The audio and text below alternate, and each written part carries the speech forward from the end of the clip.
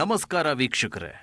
ರೇಣುಕಾಸ್ವಾಮಿ ಕೊಲೆಗೆ ಕಾರಣ ಆತ ಪವಿತ್ರ ಗೌಡಗೆ ಕಳಿಸಿರುವ ಅಶ್ಲೀಲ ಮೆಸೇಜುಗಳನ್ನು ಇನ್ಸ್ಟಾಗ್ರಾಮ್ನ ನಕಲಿ ಖಾತೆಯ ಮೂಲಕ ಕಳುಹಿಸುತ್ತಿದ್ದ. ರೇಣುಕಾಸ್ವಾಮಿಗೆ ನಕಲಿ ಖಾತೆ ಕ್ರಿಯೇಟ್ ಮಾಡೋ ಅವಕಾಶ ಇರಲಿಲ್ಲ ಅಂದಿದ್ರೆ ಅವನು ಅಶ್ಲೀಲ ಮೆಸೇಜ್ ಮಾಡುವ ಸಾಧ್ಯತೆಯೇ ಇರ್ತಿರಲಿಲ್ಲ. ಬಹುತೇಕ ಯಾರೂ ಕೂಡ ನಮ್ಮ ಅಸಲಿ ಖಾತೆಗಳಿಂದ ಅಶ್ಲೀಲ ಮೆಸೇಜ್ ಅಥವಾ ಸಮಾಜಘಾತುಕ ಕೆಲಸಗಳನ್ನು ಮಾಡಲ್ಲ. ದೇಶದಲ್ಲಿ ನಡೆಯುವ ಬಹಳಷ್ಟು ಅನೈತಿಕ ಚಟುವಟಿಕೆಗಳು, ಸಮಾಜಘಾತುಕ ಕೃತ್ಯಗಳು ಹಾಗೂ ದೇಶದ್ರೋಹಿ ಕೆಲಸಗಳು ಎಲ್ಲವೂ ನಡೆಯುವುದು ಸಾಮಾಜಿಕ ಜಾಲತಾಣಗಳ ನಕಲಿ ಖಾತೆಗಳ ಮೂಲಕ. ಇನ್ಸ್ಟಾಗ್ರಾಮ್ನ ನಕಲಿ ಖಾತೆಯಿಂದಾಗಿ ಈ ಕೊಲೆ ನಡೆದಿದೆ. ನಕಲಿ ಖಾತೆ ಇರಲಿಲ್ಲ ಅಂದಿದ್ರೆ ಆತ ಮೆಸೇಜ್ ಮಾಡೋ ಸಾಹಸ ಮಾಡ್ತಿರಲಿಲ್ಲ. ಮೆಸೇಜ್ ಮಾಡದೇ ಇದ್ದಿದ್ರೆ ಆತ ಸಾಯ್ತಾನೂ ಇರಲಿಲ್ಲ. ದರ್ಶನ್ ಸೇರಿದಂತೆ 17 ಜನ ಜೈಲು ಪಾಲಾಗಿ ಅವರ ಕುಟುಂಬಗಳು ಕಷ್ಟ ನಷ್ಟಗಳನ್ನು ಅನುಭವಿಸ್ತಾನೂ ಇರಲಿಲ್ಲ. ವೀಕ್ಷಕರೇ, ಈ ಕೊಲೆಯಿಂದಾಗಿ ಬಹಳಷ್ಟು ಜನರಿಗೆ ದೊಡ್ಡ ಮಟ್ಟದ ಲಾಭ ಕೂಡ ಆಗಿದೆ. ಹಲವು ವಕೀಲರಿಗೆ, ಕೆಲವು ಪೊಲೀಸ್ ಅಧಿಕಾರಿಗಳಿಗೆ ಹಾಗೂ ಮುಖ್ಯವಾಗಿ ಮಾಧ್ಯಮದವರಿಗೆ ನಿರೀಕ್ಷೆಗೂ ಮೀರಿ ಸಿಕ್ಕಿದೆ.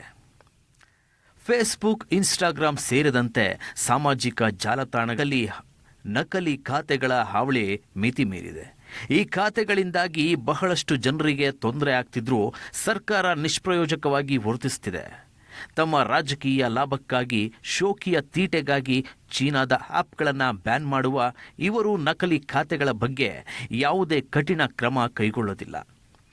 ನಕಲಿ ಖಾತೆಗಳಿಂದಾಗಿ ಸಾಮಾಜಿಕ ಜಾಲತಾಣಗಳ ಮಾಲೀಕರಿಗೆ ಹಾಗೂ ನೆಟ್ವರ್ಕ್ ಮಾಲೀಕರಿಗೆ ದೊಡ್ಡ ಮಟ್ಟದಲ್ಲಿ ಆದಾಯ ಇದೆ. ಅಂಧ ಭಕ್ತರಿಗೆ ಹಾಗೂ ಗುಲಾಮರಿಗೆ ದೇಶದಾದ್ಯಂತ ಟೈಮ್ ಪಾಸ್ ಮಾಡಲು ಖಾತೆಗಳೇ ಪ್ರಮುಖ ಆಯುಧಗಳಾಗಿವೆ. ಮುಖೇಶ್ ಅಂಬಾನಿಯವರ ಕನಸು ಡಿಜಿಟಲ್ ಇಂಡಿಯಾದೊಂದಿಗೆ ಜಿಯೋ ಕಂಪನಿ ದೊಡ್ಡ ಮಟ್ಟದಲ್ಲಿ ಬೆಳವಣಿಗೆ ಸಾಧಿಸಿತು.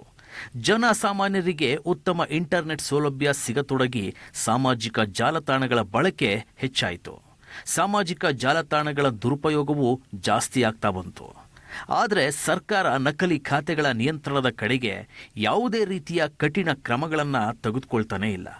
ಸರ್ಕಾರ ನಕಲಿ ಖಾತೆಗಳನ್ನು ನಿಯಂತ್ರಿಸಿದ ಪರಿಣಾಮ ರೇಣುಕಾಸ್ವಾಮಿಯ ಕೊಲೆಯಾಗಿದೆ.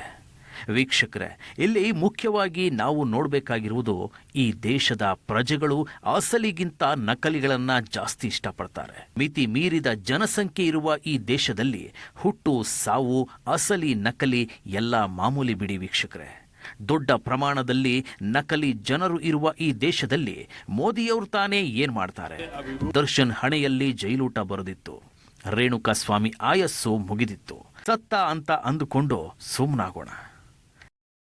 ಇನ್ನು ಹೆಚ್ಚಿನ ಸುದ್ದಿಗಳಿಗಾಗಿ News 21 ಕನ್ನಡ ಲೈಕ್ ಮಾಡಿ, ಹಾಗೆ ಸಬ್ಸ್ಕ್ರೈಬ್ ಮಾಡಿ.